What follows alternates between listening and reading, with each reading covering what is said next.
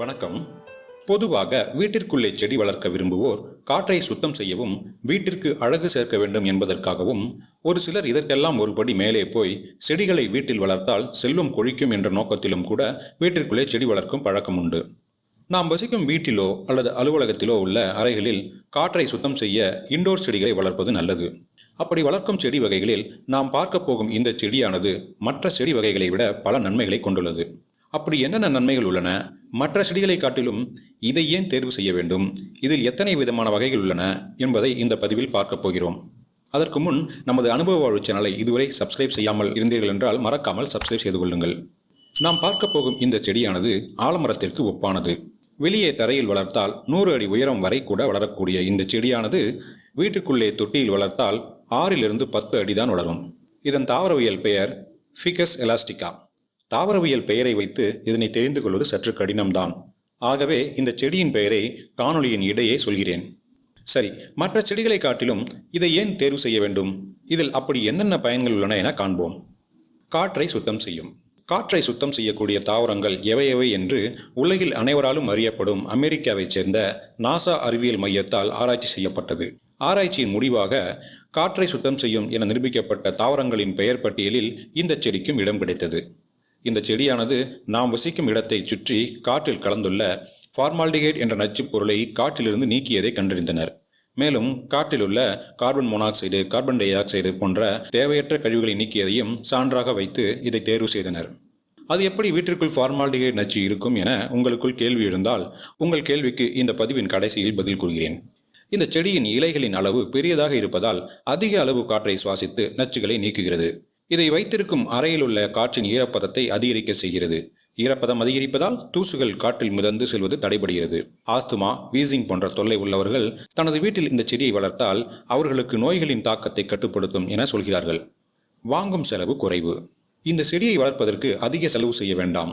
ஏனெனில் ஒரு முறை நட்டு வளர்த்துவிட்டால் அதனுடைய தண்டு மற்றும் கிளைகளையே வெட்டி மற்றொரு தொட்டியில் வைத்து புது செடியை உருவாக்கிவிட முடியும்.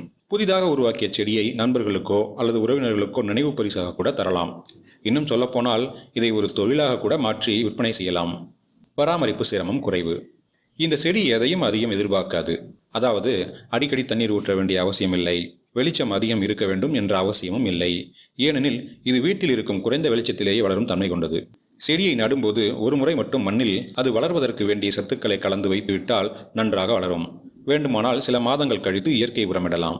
அலர்ஜியை உண்டு பண்ணாது. வீட்டிற்குள் வளர்க்கப்படும் நிறைய செடிகள் அதை வளர்ப்பவர்களுக்கு ஒருவித ஒவ்வாமையை உண்டு பண்ணுகிறது. அதற்கு என்ன காரணம் என்றால் அவற்றில் மகரந்தம் போன்ற துகள்கள் காணப்படும். அது ஆஸ்துமா, வீசிங் போன்ற மூச்சு பிரச்சனைகளை ஏற்படுத்தும். ஆனால் இந்த செடியில் அது போன்ற மகரந்தம் காணப்படுவதில்லை. எனவே இதிலிருந்து எந்த ஒவ்வாமையும் ஏற்படுவதில்லை. சரி, இந்த தாவரத்தின் பெயரை இப்போது பார்ப்போம்.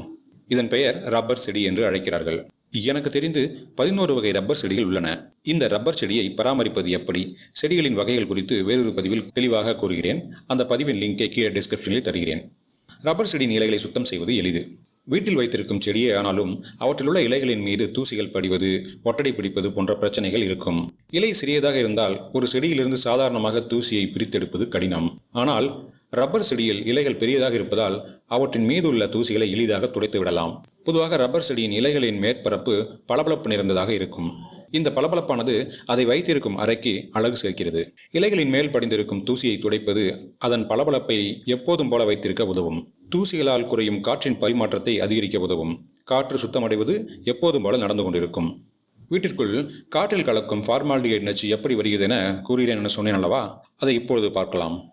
வீட்டிற்குள் உபயோகப்படுத்தப்படும் ஃபர்னிச்சர்கள், கதவு, கபோர்ட் போன்றவைகளில் மரத்தாலான பிளைவுட் தான் தற்போது பயன்பாட்டில் உள்ளது. இந்த பிளைவுட் தயாரிக்கும் ஆலைகளில் மரங்களை ஒன்றோடொன்று இணைக்க ஃபார்மால்டிஹைட் சேர்க்கப்படுகிறது. அவற்றிலிருந்து வெளிவரும் இந்த நச்சுப் பொருள் தான் ஃபார்மால்டிஹைட் வாயு. இதை நீக்குவதற்கு தான் ரப்பர் செடி தேவைப்படுகிறது. இதுவரை செலவே இல்லாமல் காற்றை சுத்தம் செய்யும் தாவரமான ரப்பர் செடியை பற்றி தெளிவாக பார்த்தோம். இந்த காணொலியை உங்கள் ஃப்ரெண்ட்ஸுடன் ஷேர் பண்ணிக்கோங்க. இந்த சேனலில் அனுபவ மருத்துவம், விவசாயம், அதிசய நிகழ்வுகள், பொது தகவல்கள், ஆங்கிலம் மற்றும் தமிழ் வார்த்தைகள் அடங்கிய அனைவருக்கும் பயனுள்ள காணொலிகளை தொடர்ந்து பதிவிட்டு வருகிறோம். ஆகவே மறக்காமல் சப்ஸ்கிரைப் செய்து கொள்ளுங்கள். இதுபோல வேறொரு நல்ல தகவலுடன் அடுத்த பதிவில் உங்களை சந்திக்கிறேன். அதுவரை நன்றி, வணக்கம்.